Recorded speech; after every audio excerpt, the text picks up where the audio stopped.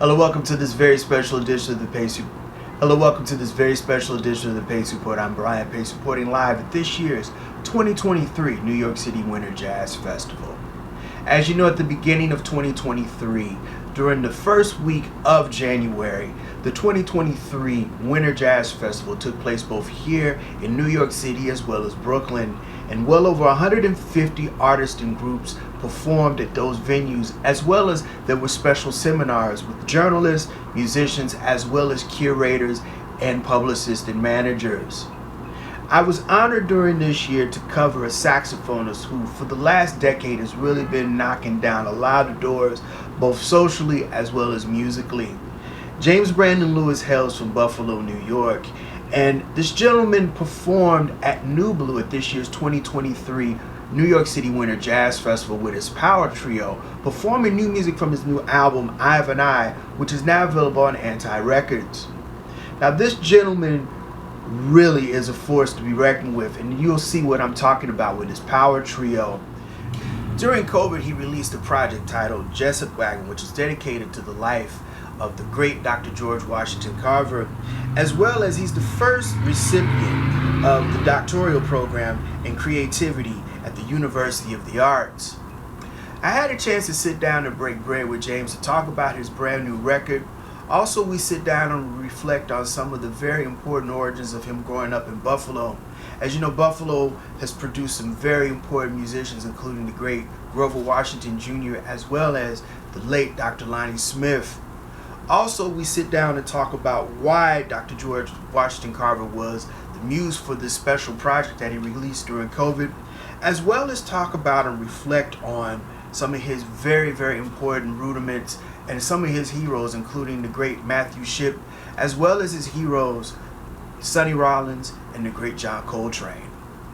So sit back, relax, and enjoy highlights of Mr. James Brandon Turner performing with his power trio, performing new music from his album Avant Garde, here on the Pace Report as part of this year's 2023 New York City Winter Jazz Festival, live at Nublu here in New York City.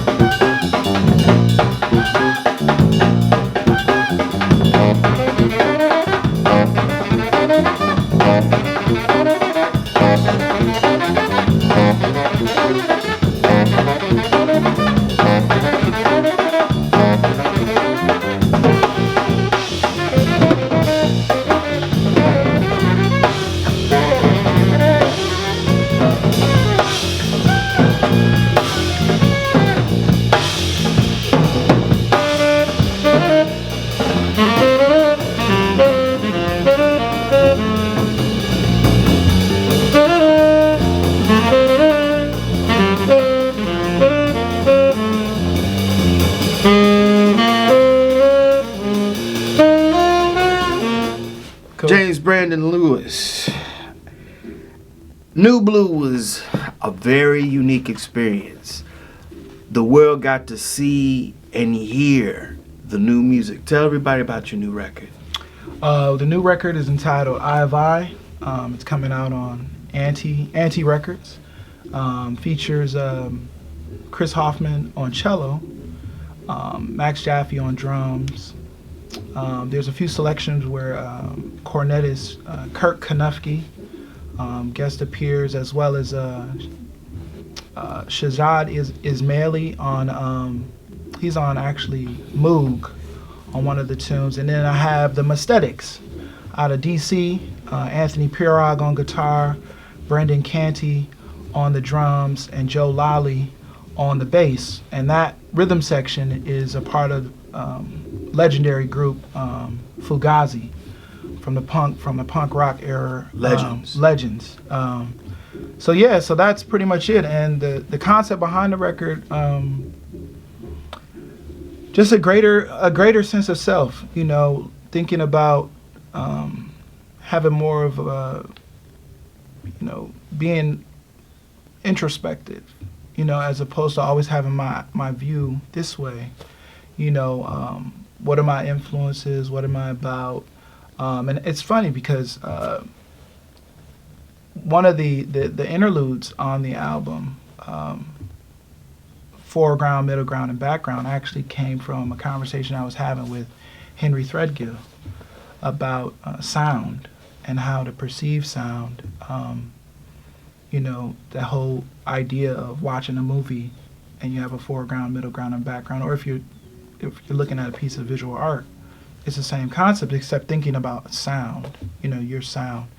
And I thought that was pretty heavy, you know, to think about a sound filling a space, or spatially thinking about that. It's a good metaphor of thinking about, orientational metaphor, just thinking about those aspects. So yeah, I'm excited. You know, Anti Records is putting it out, and I definitely feel like it definitely the right label to put it out, because it's got some influences, you know, but it's leaning on energy and that punk rock feel, jazz. You know, obviously I play a saxophone, so my horn is saxophone in general. People associate it with jazz, you know, and so yeah, that's it. James, I understand that Mark Ribot. Oh yes, he indeed was very responsible for, you know, without a doubt, getting you on Anti Records. What was it about Mark? Because Mark plays outside of the box anyway. Right. You know, me and Mark, we've been working for years. You know, Mark Ribot. You know, I'm on his record Songs of Resistance, and we've done gigs here and there. I actually just recorded something else with him. I don't know when that's coming out. And so we just built up a rapport, you know, over the years. I've been in New York City for 10 years, and I believe I met him at the Stone. I was playing with...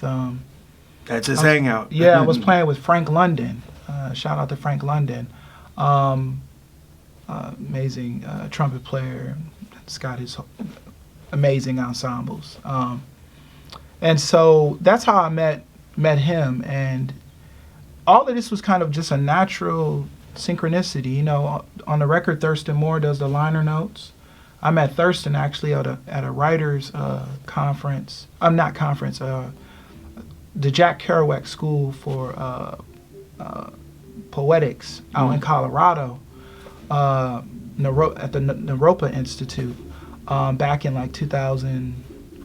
I want to say 2000, maybe 15, 16. He was out there teaching poetry, and so we developed a relationship, and we played some. And it was funny because at first I was like, okay, I was aware of Sonic Youth, but I was like, okay, so that's that Thurston. Okay, and he's out here teaching poetry, you know. So that was, and then I met Lydia Lunch, and all these different folks, and so I've always liked different vibes, different experiences. I mean, if you think about Ask the Ages, classic record. You got Sonny Chirac playing with Pharoah. So many different examples of, I'm not doing anything, I would say innovative, but I'm definitely fulfilling my purpose of trying to be my most authentic self. So, James, you have a myriad of ensembles you play with. Right. How do you know musically, as well as your compositions, which group you want to play with? Like this power trio, how would you use this versus your quartet or quintet? Well, first off, thanks for that's a great question. I think it has a lot to do with what the composition is telling me. How does it tell you that? Yeah, that's an interesting thing. It's funny because that makes me think about George Washington Carver, right? When they asked him, well, how did you come up with all these products and everything like that? And he says, well, I talk to the plants. So, so maybe I'm talking. The notes are telling me. It gives me a certain vibe. Certain tunes have certain characteristics. Like my quartet, that's centered around a system of improvisation and composition I've been working on, and it leans towards like just a classic quartet sound. If you think about the John Coltrane quartet, or any of the in that vein, I'm kind of writing stylistically, even though they're original compositions, I'm pulling from the tradition, sounds, and putting my own spin on it. And so when you think about a trio, there's many examples of that. Sonny Rollins, I remember one time talking to Sonny, and he said to me, you gonna come up off of some of them coins for that trio concept you got? And he was just joking, So sometimes a composition might just lend itself, and sometimes that's based on the structure of it, the feel, the sound. Obviously, the piano is gonna dictate that I have to be thinking about harmony, maybe in a certain way. Then with my Red Lily group, I was thinking about the earth, the earth, the sound, the soil. How do I capture that? And strings, and the idea of, because at first, when the quintet, when we recorded Red Lily, when we recorded Jessup Wagon, it's the Red Lily Quintet. I originally wanted, I can't even remember. I was leaning on a whole other sound. It was going to be like, I'm drawing a blank on the name of the African instrument I'm thinking about. Might have been a kora, but I wanted that sound, but I couldn't get that sound. So then what was the next thing? The next thing was, okay, like I'll have cello, and then I'll have bass, and then that'll give me that resemblance of that feel, of that journey, of that vibe. And then me and Kurt Konufke, playing, we've collaborated now on Eye of I, which will be coming out February 3rd. And then we collaborated with the quintet. And me and Kurt, I kind of think about our relationship like Ornette and Don Cherry, or Ted Curson and Bill Barron, or, like the list goes on. I mean, there's many, just the concept of a duo, you know, started from like Charlie Parker and Dizzy Gillespie, and moving forward, you know, you just have these pairs of folks, you know, Bobby Bradford and John Carter, you know, these pairs, and you just like, yeah, you know. So it just depends, you know, it depends on what the composition is telling me, you know, and that means structurally, the melody, I say, oh, I think I'm hearing it for this ensemble. Oh, I think I'm hearing it for this ensemble. And then every ensemble kind of has a different vibe. And it's better that way, so that I don't keep making the same CD over and over again too. That's one of the reasons how I just trick myself into thinking that I'm, you know, okay, this is this. It keeps me on my toes, you know.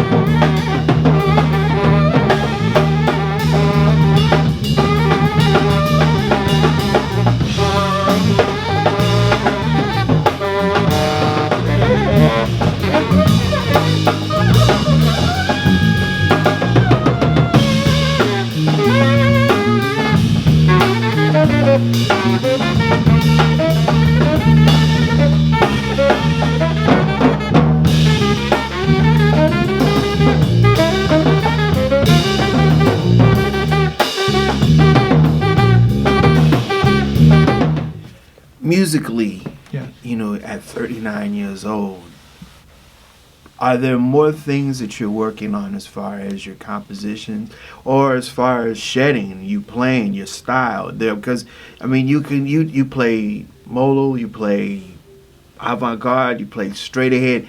Is there anything now that 5, 6, 7, 8, 10 years from now that you want to perfect? Yeah, I have some things that I would love to. I enjoy playing.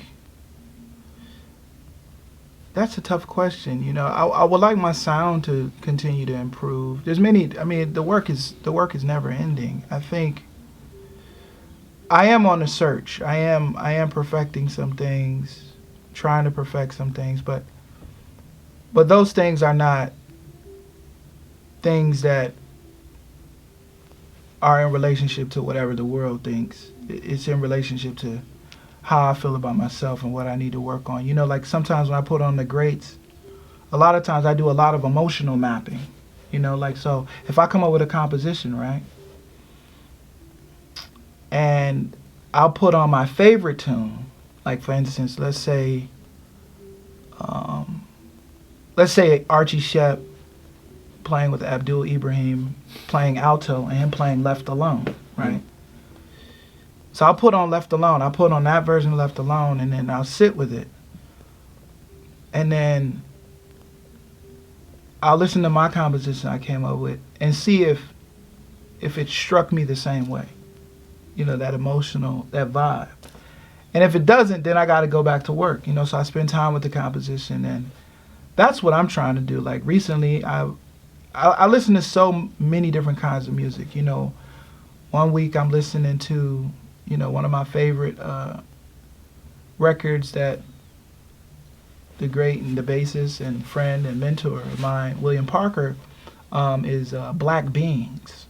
You know, it's a Frank Lowe record, and that, you know, that's a vibe. And then recently I've been listening to Teddy Edwards and really trying to get, you know, because he's like a cat not a lot of cats on the East Coast necessarily talk about, because he was on the West Coast thing, and he never left Cali for various personal reasons. But when you think about Cali, you think about Dexter Gordon, Wardell Gray, and then, you know, Teddy Edwards was right in the fold with them. So I'm just trying to improve and stylistically be as fluid as I can. Of course, I thoroughly enjoy being on the fringes. I enjoy that. I enjoy that investigation. I enjoy that sound, you know, the Ornets of the world, Dewey Redmonds, you know, Bill Barron. I just enjoy that. Sam Rivers, you know, I mean, think about his body of work. It's like, it's expansive, you know. I mean, he was always open, you know. So there's definitely people that I'm, you know, if you play an instrument, I mean, I've been listening since I was 9. That never stops. I mean, it's interesting walking by here and, being in New York and running into different people that I remember listening to as a kid. But now it's like I'm a professional, whatever that means. And it's interesting because I want to be like, yo, what's up? Like, you know, and also given the time period, you think in 95, I'm 12. That's when I'm learning sax. Well, who was popular? You know, you had the James Carters, the Joshua Redmonds, the Roy Hargroves, Branford Marsalis, all these different people, you know, as well as what was going on with, you know, the Matthew Shipps, the David S. Wares, you know, Waddada Leo Smith, you know. So it's a beautiful continuum. All of it is beautiful. It really is. That's how I genuinely feel about it. It's all beautiful. I just try to respect, you know, respect myself, respect the tradition holistically, as a full continuum, you know, and respect my path. I've had a very interesting path in this music thing. So I hope I get better. That's the only answer I can give you is I hope I'm getting better. You know, I hope 7 years from now I'm not playing how I'm playing today. You know, 10 years from now I hope I'm playing somewhere else. I don't know what that somewhere else looks like, but I'm searching. You know. We lost the great Pharoah Sanders, and I was kind of sad because Pharoah's music at different parts of my adulthood kind of got me out of different funks. And his music was very spiritual. Right. Give me your reflections of Pharoah now that he's gone. What he means to you as a jazz musician, and are we ever going to go back to that place where spirituality creeps into the music? You know, well, I hope we get back to that place. That has to do with allowing the lived experience, your day-to-day, to show in your music.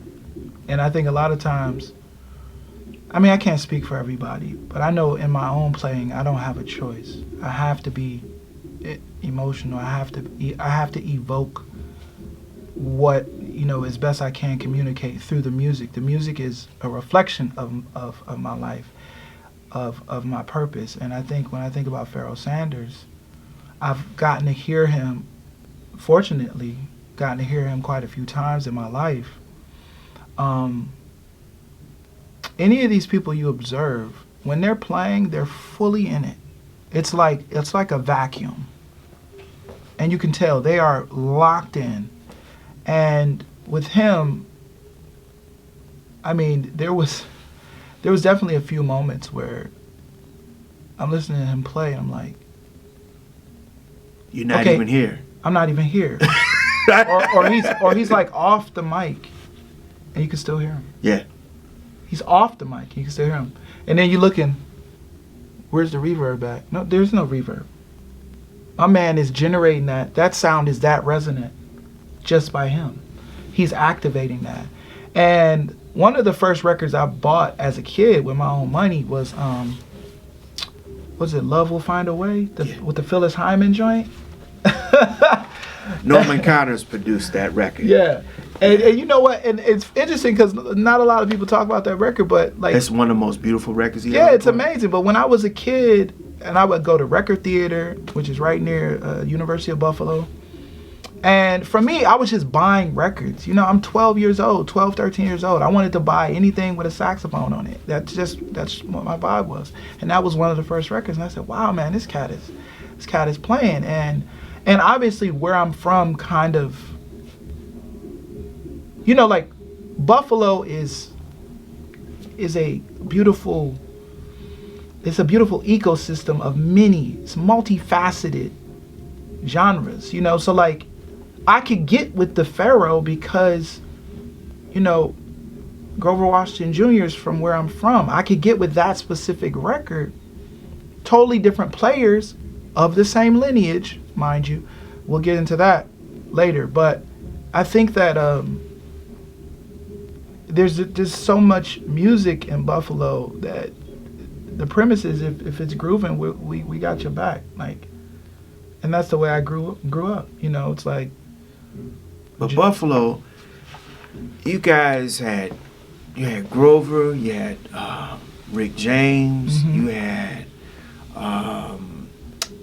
Dr. Lonnie Smith, Junie Booth. Yeah, from Parliament Funkadelic. I mean, I think Buffalo, like Detroit, because it's so cold, right, and because you only have maybe 4 hours of sunlight in the winter, right, fall, you do something musically. Right. I think that Arctic condition does something to you musically. Yeah. Is there something? Am I hitting on something? I mean, well, you know what? Yeah, you hitting on the fact that them folks, there's some hardworking folks. Yeah. You must really love what you're doing to get up. Yeah. You know, they call it that hawk. You know what I'm saying? Yeah. That hawk. When that hawk is outside, you know, I think it's a loving place, you know. Yeah, we got the cold, but it's together, you know. It gives you a bit of an edge, you know.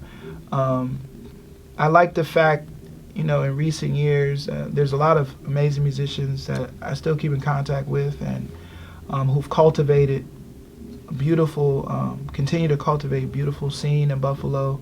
The Colored Musicians Club, our most historic club, got its national, you know, it's protected under federal law, and so national recognition as a historic landmark. And then we also, our festival has grown tremendously, you know. So there's a lot of amazing people there doing a lot of amazing things. I don't get back as often, just because, you know, family members have moved away, and but when I do go back, it's always love, you know. It's always love.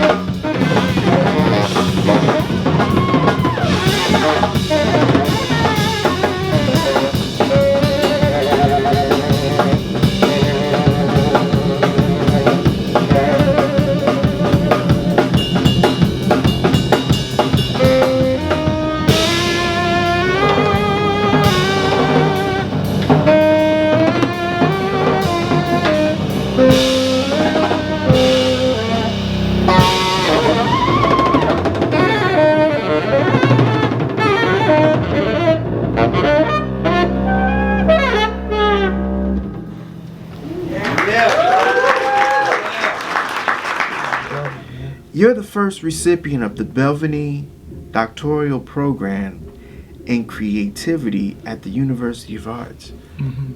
That's gotta be intense, because you're the first. Yeah, and Questlove picked me too, so, you know. You got to be kidding Yeah, it was me. Questlove and the Balvente, yeah, together. Amir hooked you up. Yeah. Now, how did that... Shout out to Questlove.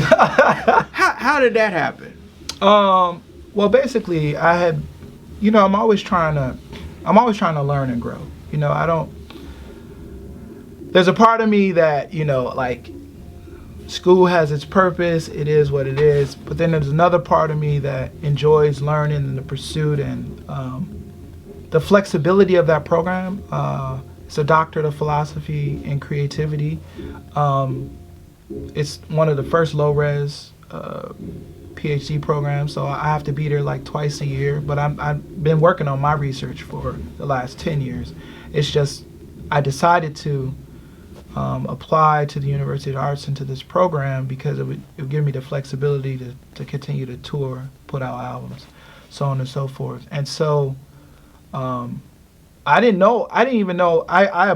and I didn't even know that I got the scholarship until everyone else found out. It was they sent me a letter or they called me, I can't even remember, or it was announced and then I got the letter. That's how I think it happened, actually. I was like, oh, wow, this is amazing. And Amir, you know, Amir Thompson, Questlove, chose me for the scholarship. And yeah, I mean, I don't know if it's pressure. It's just like, it's like anything. You got to do it. You know, you can be emotional about it, but you still got, it's like the parent, you know, you can have an attitude, but the dish still got to get done. You know, that kind of vibe. Right. So yeah, so I mean, that whole concept, you know, and so that I'm thankful for that situation, and I've been continue to work on you know what I've been working on, which is still related to music for sure, but lending itself to multidisciplinary studies, you know. Well, I was talking to you before you said in Nublu, I was telling you about how I found out about you, and right. It was your recording in honor and tribute to the great Dr. George Washington Carver. Right. How did Dr. Carver influence you to put a whole record out dedicated to his work and what he brought to horticulture? Because that man is very important. Right, very important. Well, first off, it started with my mom. Shout out to my mom. Grew up in Buffalo. My mom was a school teacher. She taught 5th and 6th grade. She taught math, science, and social studies. She helped develop, you know, for the city, integral in helping develop the science exams, you know, and that whole experience, you know, going to Buffalo Science Museum, which also had jazz. They would have jazz concerts. The Science Museum and Albright Knox would have jazz concerts. My mom would take me to these places. So that bug for science and that love, that all started with my mom. And I was always good at science, especially biology. And so,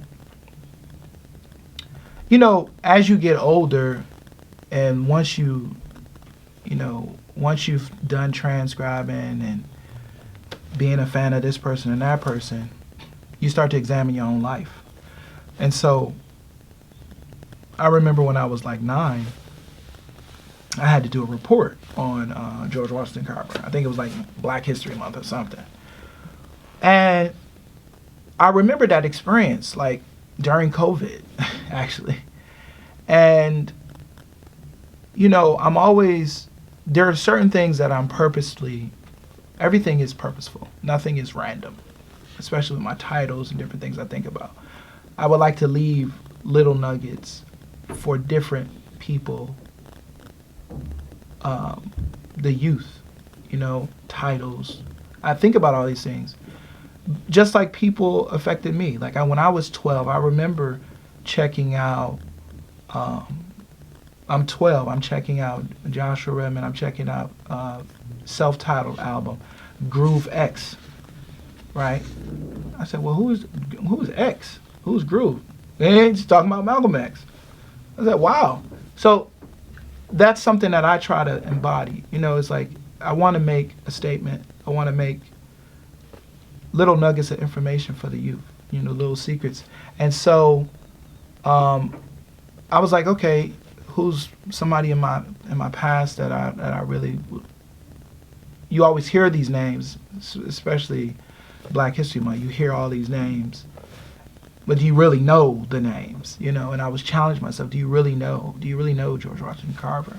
So I started, and I just became obsessed with his story, and finally felt like, okay, I'm gonna do an album. And I started reading his correspondence letters. I started reading different biographies. I got the bulletins. You can actually get the bulletins that he passed out on the Jessup wagon.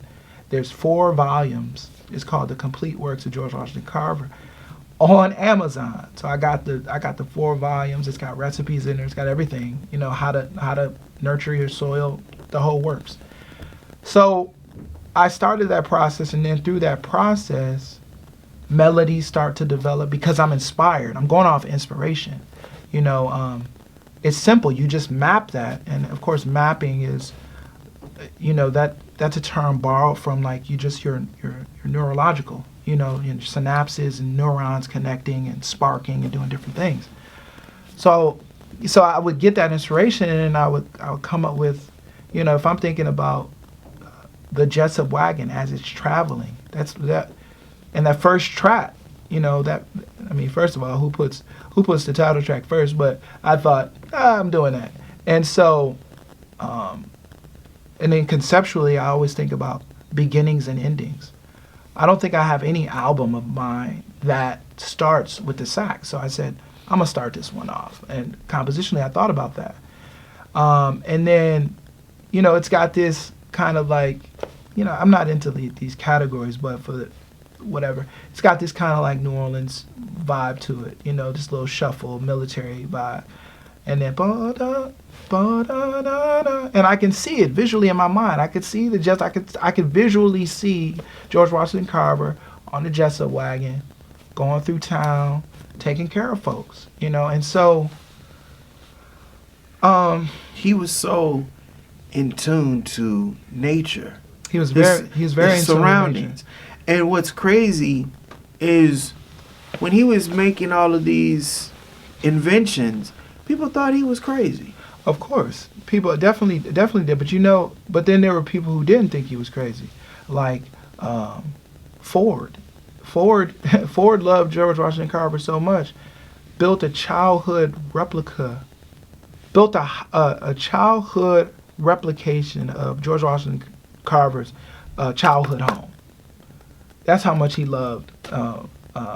That's how much Ford loved George Washington Carver. And the idea of the plant, that terminology, that's from George Washington Carver. Ford got that from George Washington Carver. That's documented. The plant, yeah. Yeah, the plant. And so, I mean, he also drew. You know, a lot of that drawing, the cover of Jessup Wagon, that George Washington Carver did that drawing of the Jessup Wagon, and we got that license. Shout out to the label Tile Forms, who, you know, we came up with the idea to contact Tuskegee to, you know, license that image from them of the Jessup Wagon. So he was multifaceted. He was a musician. He could also quilt and knit, play instruments. He could draw. He could paint.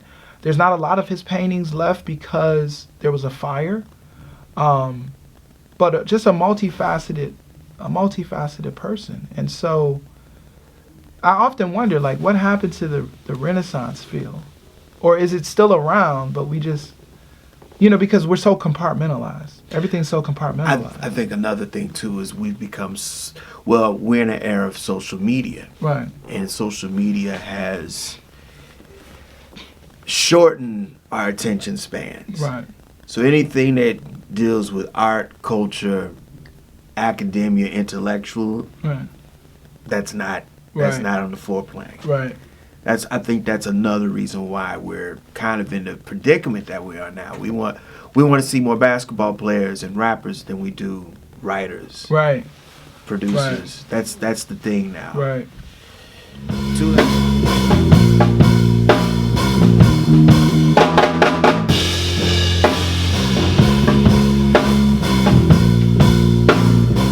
Shout out to the Antique Records people in the building tonight.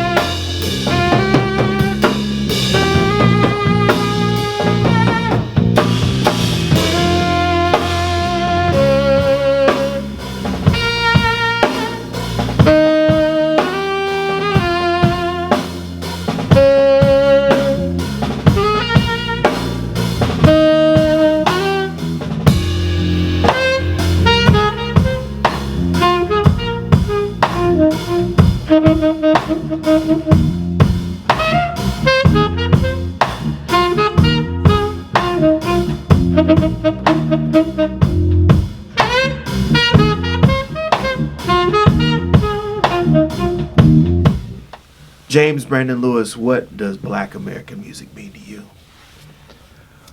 Well, a rich legacy, a rich history, a vibe, the kind of vibe where you go away to school, you get educated, you come back and still remember that grandma knows what she's talking about. That kind of vibe.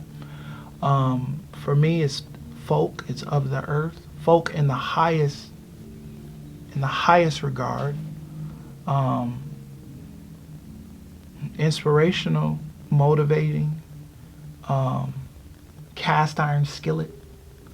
You know, I always think about the greats and anybody that whether we talking about George Washington Carver or we talking about Sonny Rollins, Train, or Eric Dolphy. I think about cast iron skillet, you know. And if you never cook with a cast iron skillet or seen somebody cook with a cast iron skillet, you have no idea what I'm talking about. But the whole essence of is that over time, the more you cook with a cast iron skillet, the more it improves the food. It's just got a whole seasoning palette that it's just it's just remarkable. And so for me, I can get with, it's funny because today, speaking of black music, I was talking to my mom today, and she was telling me, she was on her way to church, and she's telling me, oh yeah, we're doing a program at church and I have to be Marian Anderson. I said, oh wow. I said, I can get with that, Mom. You know, Marian Anderson, one of my favorite autobiographies is Marian Anderson, Oh My Lord, What a Morning. And it's really remarkable because she, talk about a work ethic. She would come up with her whole program in the summer, so that in the year she's just floating, you know, and able to perform whatever. But it means many things. But what it doesn't mean is less than. So thanks for asking me that. That'll do it again for this very special edition of the Pace Report. I'm Brian Pace, reporting live at this year's 2023 New York City Winter Jazz Festival, live at Nublu. I'd like to personally thank the talented James Brandon Lewis for his time. Make sure you support his brand new album, Eye of an Eye, which is now available on Anti Records. You can order on iTunes, Amazon.com, as well as CD Baby. Also, I'd like to personally thank the talented Miss Gail Boyd for arranging my time with Mr. Lewis. Also, I'd like to personally thank Mr. Bryce Rosenblum, the artistic director of this year's 2023 New York City Winter Jazz Festival, and Matt Merowitz and his staff at Altered Media for arranging the accommodations for all the venues that I shot at this year's 2023 New York City Winter Jazz Festival. As always, people, I can't stress this more than enough. Please like, share, and subscribe to my videos here on YouTube and Vimeo, as well as follow me on social media by way of Instagram, Twitter, and Facebook. Until next time, remember, if it's in the groove, it'll make you move. Till next time, peace.